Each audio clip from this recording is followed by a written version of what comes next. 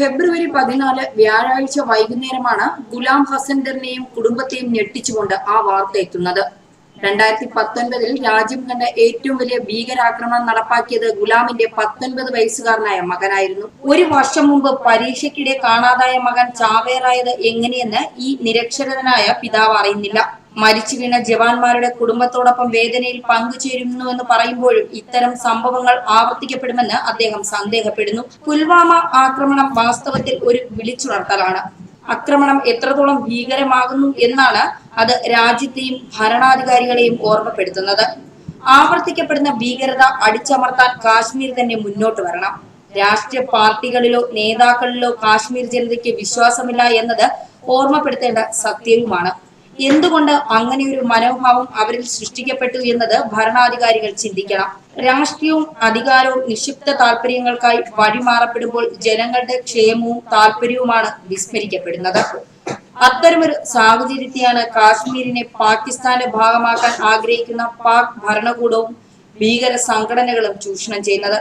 അത് പ്രായോഗികമാക്കാൻ കാശ്മീരിലെ യുവാക്കളോളം പോന്ന മറ്റൊരു സാധ്യത വിഘടനവാദികൾക്ക് മുന്നിലില്ല.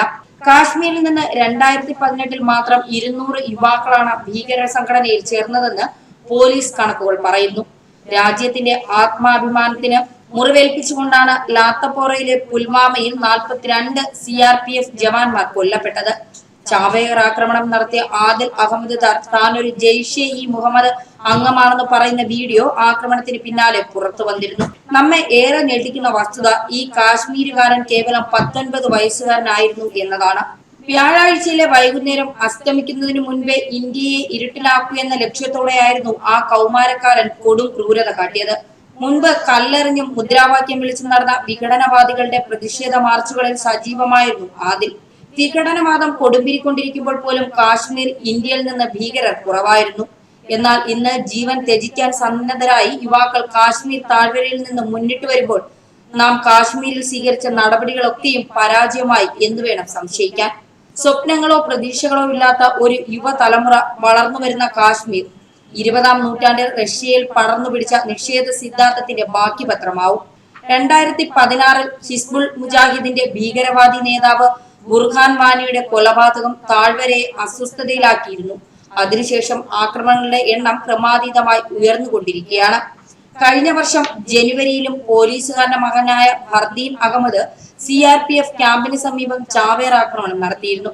കേവലം 16 വയസ്സായിരുന്നു ഫർദീൻ അന്ന്. സേനയ്ക്കെതിരെ തെരുവിൽ കല്ലുമായി ഇറങ്ങിയതിൽ നല്ല പങ്കും യുവാക്കളും വിദ്യാർത്ഥികളുമാണ്. ഗറില്ല മാതൃകയിലുള്ള യുവാക്കൾക്കിടയിൽ ഒരു കാൽപ്പനിക ശൗര്യം കൊണ്ടുവന്നിട്ടുണ്ട്. തങ്ങളുടെ സ്വാതന്ത്ര്യത്തിന് ഹാനികരമാണ് സേനയെന്ന തെറ്റിദ്ധാരണ അവർക്കിടയിൽ ഊട്ടിയുറക്കപ്പെട്ടു എന്ന് വേണം കരുതാൻ. മനുഷ്യമറയായി കാശ്മീർ യുവാവിനെ ഉപയോഗിച്ചതും എരിതീയിൽ എണ്ണ ഒഴിക്കുന്നതിന് തുല്യമായിരുന്നു.